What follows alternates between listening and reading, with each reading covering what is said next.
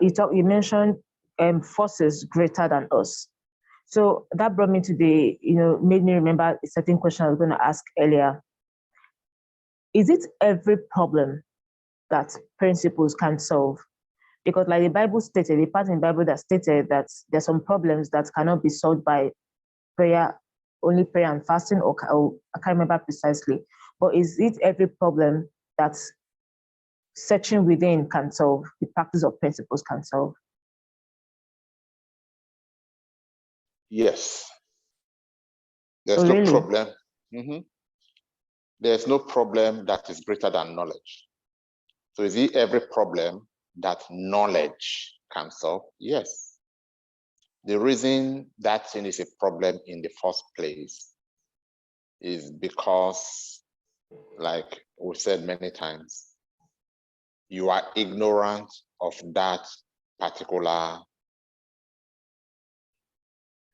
solution. So when you gain enough knowledge to understand the problem, then it's no longer a problem because you would have understood it enough to. It's no longer a problem. To even see to tackle it, that means I'm still imagining that you're in the same realm. Once you understand it enough, you're no longer in the same realm. So it's not like, oh, I had a problem. Now I understand it. Let me go and solve. Because where this problem exists, there are so many other problems. So you cannot be solving all problems one by one. You are just lifted up away from that realm where those problems no longer exist. Yes, knowledge, all problems are resolved from ignorance. Knowledge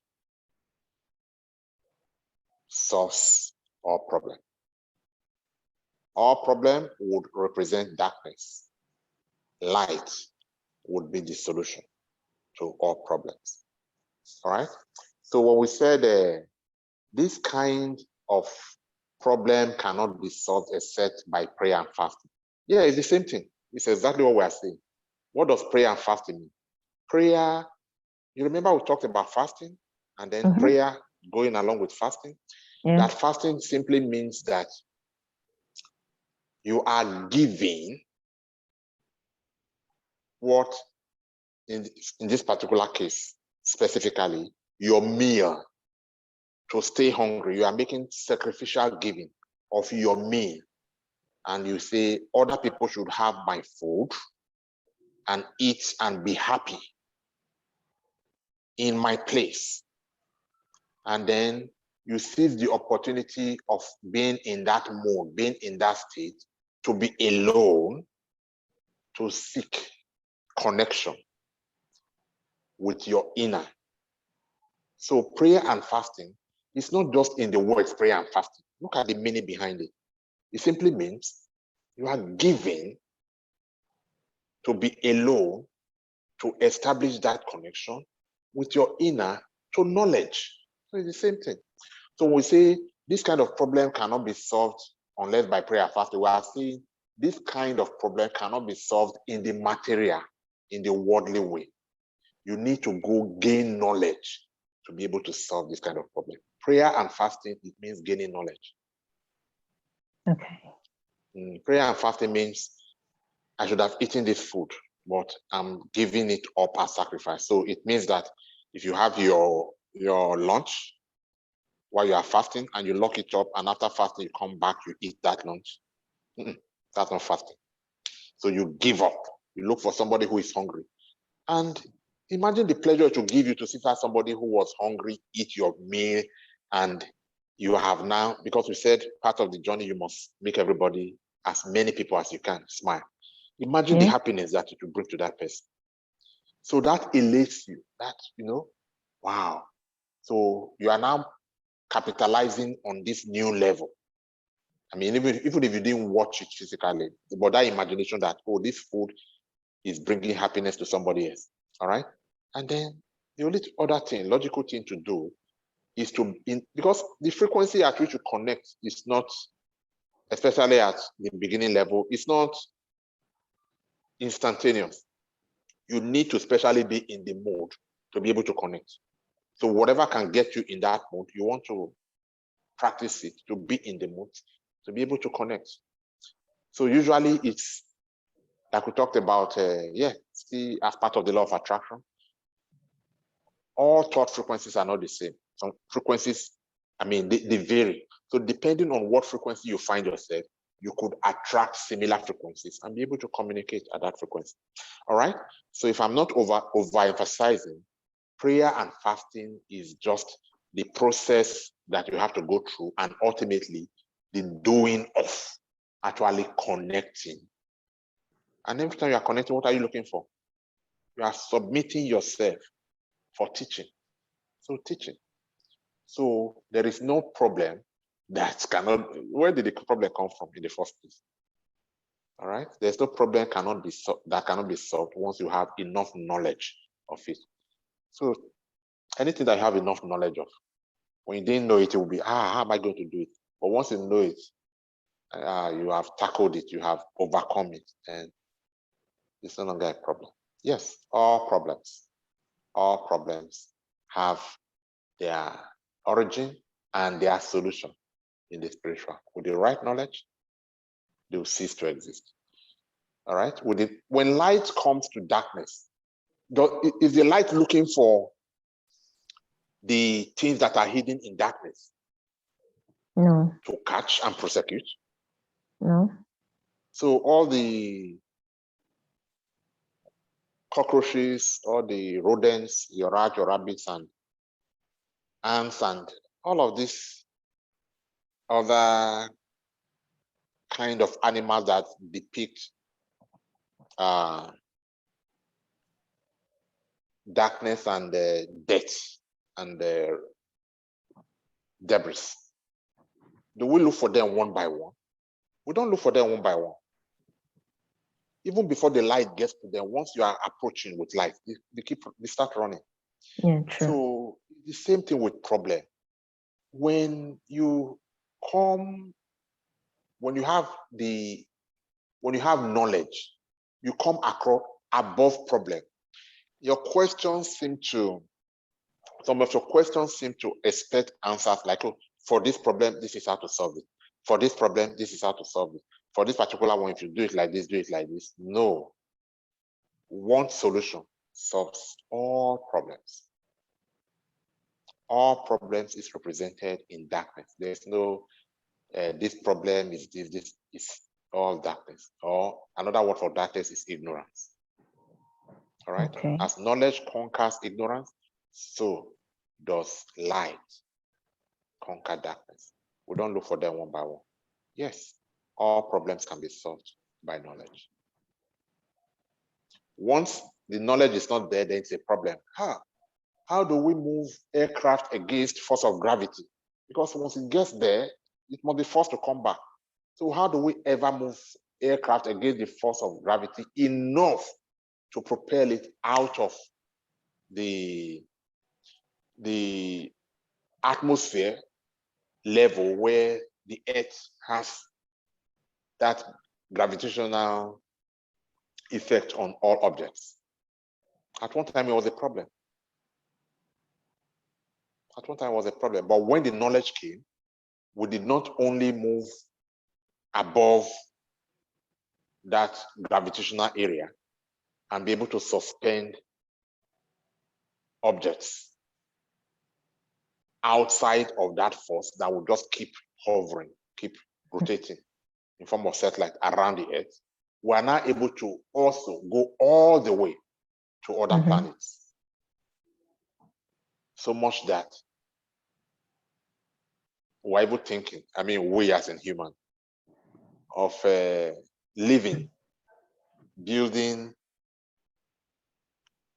a vessel that will carry air, water, and everything from Earth and go and live in Mars for a while. At one time, all of these were fiction. You couldn't think of the practicality of them. But today, with the right knowledge, it's possible. So the things that are problem today, seemingly, with the right knowledge, they just become doable.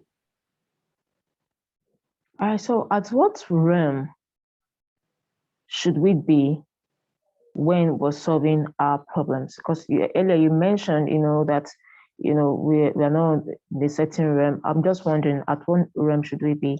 At a higher realm. So we are in a higher realm solving lower realms problems, Yes. which are still our problems. No, they are no longer your problems. Once you move out of that realm, the problems are gone. Not like disappear within a twinkle of an eye, but they just dissipate. Over time, they are no longer there. So how do we get to that level? Where do we, first of all, because I'm wondering if this is a problem that's keeping me at this level, then how do I now leave that problem, move to a higher level just to solve that lower level problem? Yeah, we've said that many times. So you are at this level and all of your problems, everything you experience in the material, and even in the spiritual, actually in the spiritual first before the material. So you are at this level in the spiritual. So all your experiences are this. Remember that the spiritual is infinite. So we cannot say level 1, level 2, level 3, level 7. How many can? It's just universal. You cannot count. All right. So you are at this level, and therefore everything you experience is at this level. All right. All of your experiences in enjoyment, in problem, in relationship, everything is at that level. Only at that level. So once you want to stop experiencing whatever you are experiencing here, the thing that would happen is that you will be lifted from this level to a higher level.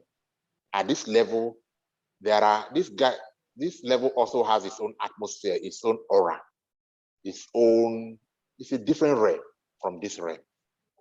So if what you were experiencing at this level was attack of demon, call them demons, right? All right. So the solution to your problem will not be to remain at this level and start killing these demons or attacking them. It will not work because you have the same level. You are at the same level. You have the same capability, so to speak. Your light is not higher than their light. Otherwise, they would not be able to attack you in the first place. All right. So what you want to do is move, or what they will do for you is move you, because not by your power, is move you to this level. And when you move to this level, we don't call it solving of problems anymore. If you were here and you were trying to solve problems, okay, it's okay to say solving problems. Here, you are not solving problems. You have moved away from the realm of that problem. So at this level, we don't say you are solving problems. At least not these problems that you encountered here. You have become a new being. And these old things are passed away. All things have become new at this level. It's no longer the same you that experienced this level that is here. It's a different you. You are born again, so to speak. Yeah. So you are not solving old problems. You have left old problems behind. All right. You are now only in a position to show these people the light, to say, okay, don't light your candle and put it under your bed, under your pillow. Put it in a place where these people can see it. And say, is this not you that we're here together? How did they do it? Let your light so shine before these men. Let them see your glory from here and aspire to be like you. All right. So that is on one hand. You get it? So how do you now move from this level to this level? It is not a physical thing. To move from this level to this level, your frequency need to be tuned in the spiritual to move you from here to here, from this frequency to this frequency. I mean, to bring it to terms that you can relate to.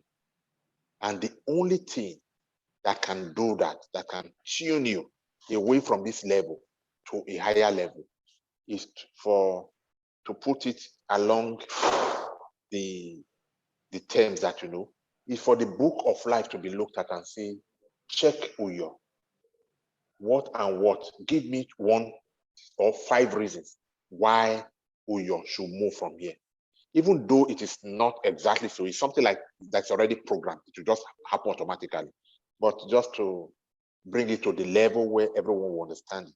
Yeah. And then once it is found that, there's such a good man in Sodom, I'm not going to destroy Sodom anymore. And that will be lifted.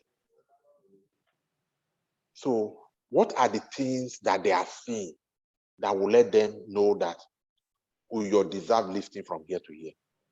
Your good deeds, so to speak, your practice of principle. That is what promotes you from here to here. Whether you are doing it consciously or you are doing it ignorantly, as long as you are practicing principle, in other words, again, to put it in a very simple phrase, you are righteous, you are being good, the seed that you have been planting is such that the seeds that are returning, the fruits that are coming back to you are good fruit. You cannot stay here and eat good fruit. Your good fruit will be there. And then you'll be lifted to this new realm where you enjoy your good fruit. Okay.